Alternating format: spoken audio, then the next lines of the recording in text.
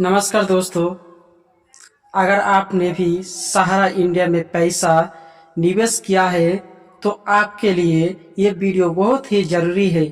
हाल ही में गृह मंत्री अमित शाह द्वारा सहारा निवेशों के लिए एक बड़ा कदम उठाया गया है, लेकिन इसके साथ ही कुछ चौंकाने वाली खबर भी सामने आई है।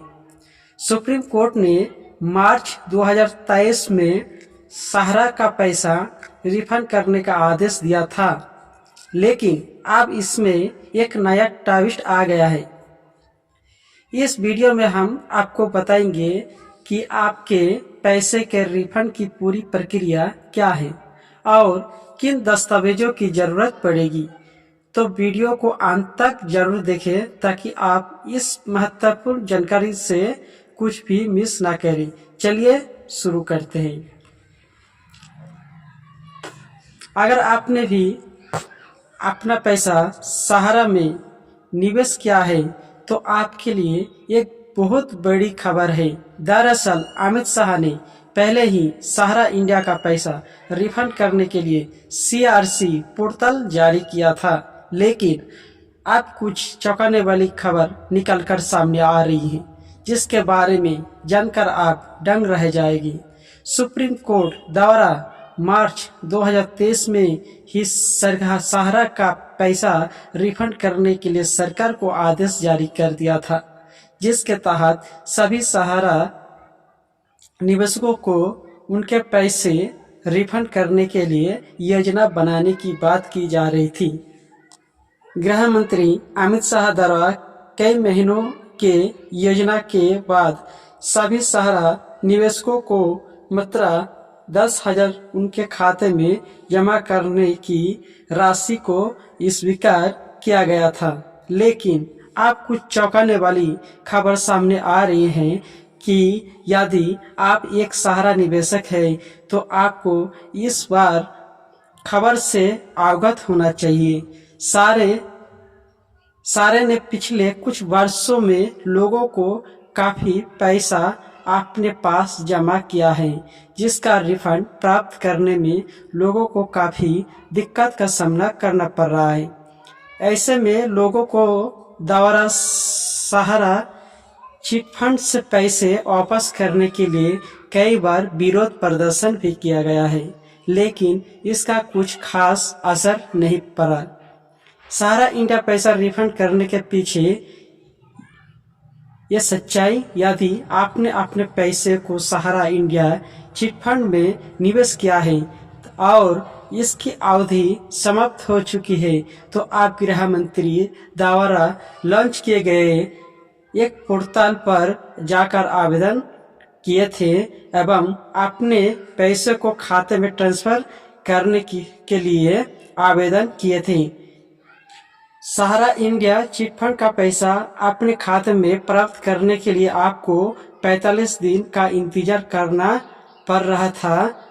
दरअसल आवेदन करने के 30 दिन के अंतराल में आपका दस्तावेज सहारा इंडिया ऑफिस में स्थापित किया जाता था एवं अगले 15 दिन में सरकार आपके पैसे को खाते में ट्रांसफर करने की बात हुई थी, तो उसको 45 दिन का समय लगाया था। तो दोस्तों, इसको रद्द कर दिए गए हैं। दस्तावेज का मेल ना खाते हुए और 4 कोऑपरेटिव सोसाइटी में नाम ना मैच करने के कारण सबका पैसा रद्द कर दिया गया है। तो आपकी दस्तावेज स्थापित हो जाती है तो आप सहारा इंडिया का पैसा रिफंड प्राप्त करने के लिए योग्य थे, लेकिन अस्वीकृत कर दिए गए हैं। आपकी जानकारी के लिए बता दो कि सहारा का पैसा रिफंड प्राप्त करने के लिए आपको कुछ महत्वपूर्ण दस्तावेज की आवश्यकता होने के लिए बात हुई थी, जैसे कि आधार कार्ड, पैन कार्ड आधार कार्ड है जो उसमें मोबाइल नंबर खातों से लिंक होना चाहिए था।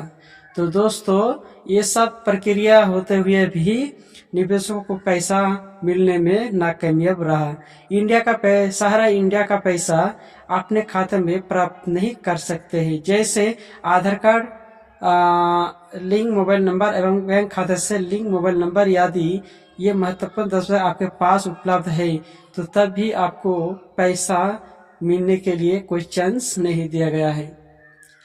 गृह मंत्री अमित शाह ने कहा था कि 45 दिनों के अंतर खाते में पैसा प्राप्त किया जा सकेगा, लेकिन ऐसा विफल रहा।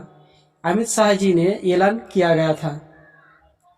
पहले किस्त में सहारा इंडिया निवेश के खाते में 10,000 ट्रांसफर करने की बात हुई थी, फिर भी पैसा ट्रांसफर नहीं हुआ। सिर्फ 112 लोगों को ही 10,000 करके पैसा मिला था। यह आपकी जानकारी के लिए बता दूं कि निवेशकों को किस खाते में 10,000 की पहले किस्त राशि भेजी जा चुकी है, लेकिन ये बात गलत आई है। ठीक है, निवेशक अपने खाते में इस राशि को चेक करने के लिए कोई फायदा नहीं। आज तक कितने निवेशकों ने कराया ऑनलाइन? रजिस्ट्रेशन सूत्रों के हवाले से ये पता चलता है कि अभी तक अमित शाह द्वारा लॉन्च किए गए CRC पोर्टल में तकरीबन 18 लाख से अधिक सहारा इंडिया निवेश रजिस्ट्रेशन कर चुके हैं तथा 112 निवेशकों ने अपने खाते में 10,000 की पहली राशि प्राप्त कर चुके हैं। दिन प्रतिदिन ऑनलाइन रजिस्ट्रेशन करने की संख्या बढ़ती जा रही थी एवं लोग अपने पैसे का रिफंड प्राप्त करने के लिए ऑनलाइन आवेदन कर रहे थे।